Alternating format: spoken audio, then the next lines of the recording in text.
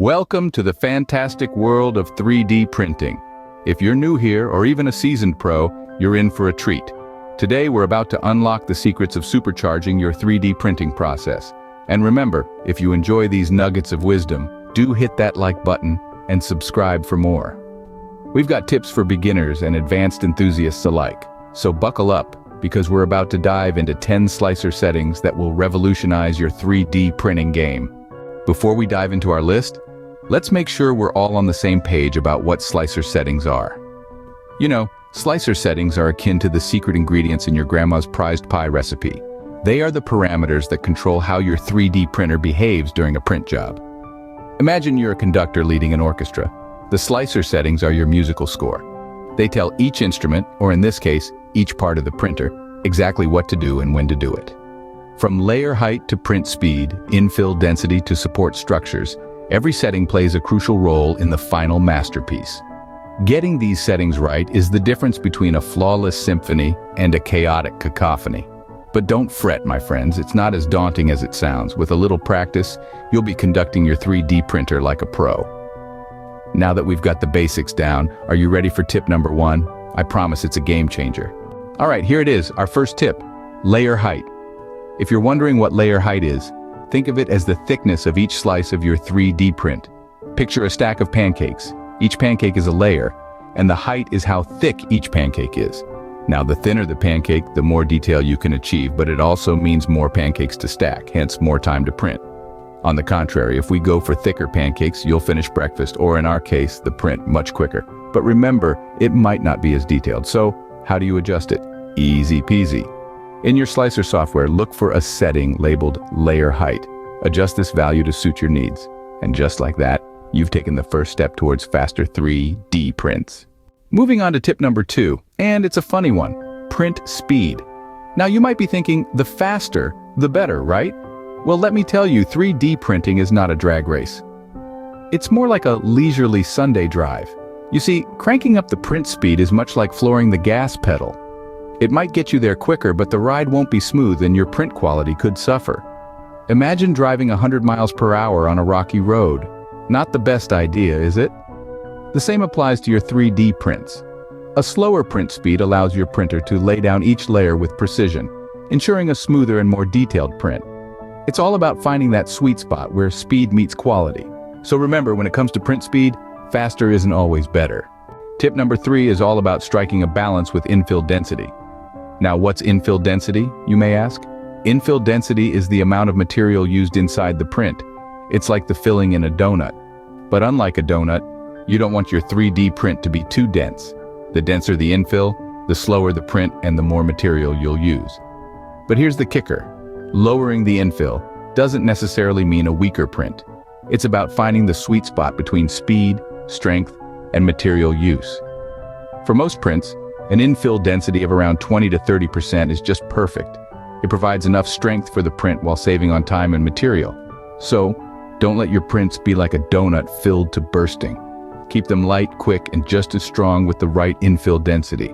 And that's how you save time and material without compromising on strength. Our fourth tip is a bit of a shell game. Get it?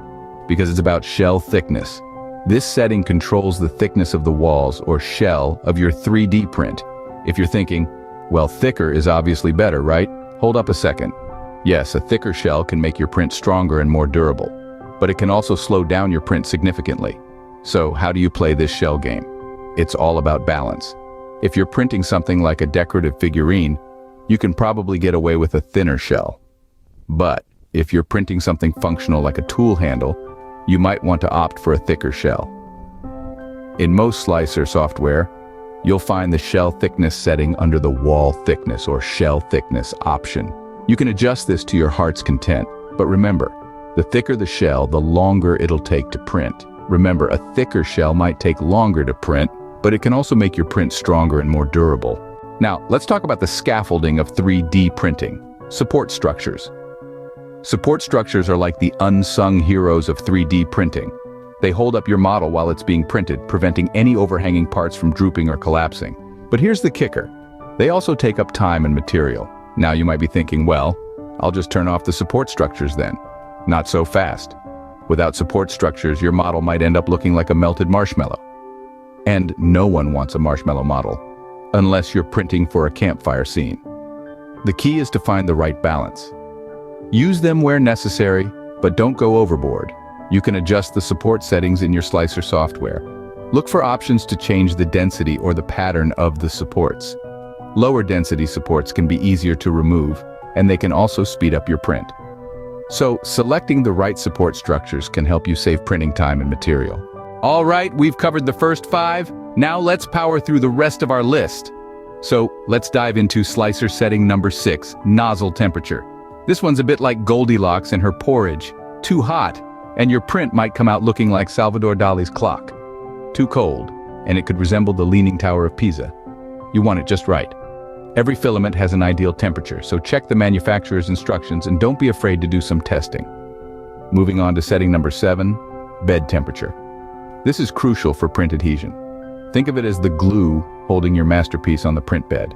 Too hot, and you'll get a squishy bottom layer. Too cold, you'll have a print that thinks it's a gymnast, always trying to do a flip. Again, refer to your filament's guidelines and adjust accordingly. Next up, setting number 8, retraction speed. This is the speed at which your printer pulls back the filament to prevent oozing. It's like a game of tug-of-war. If your retraction speed is too high, it might lead to filament grinding or heat creep. If it's too low, you might end up with stringy prints that look like they've been attacked by a spider. Play around with this setting until you find the sweet spot. On to number 9, cooling. This one's pretty cool, literally. Cooling helps your print solidify faster, leading to sharper details and fewer droops. However, like a good action movie, it's all about the timing. Too soon, and you'll cool the filament before it adheres properly. Too late, and you'll have a print that looks like it's melting. Experiment with your cooling settings to get it just right. And finally, we've reached setting number 10, Z-hop. This is the vertical lift your extruder makes when moving between parts. It's like your printer is doing the high jump.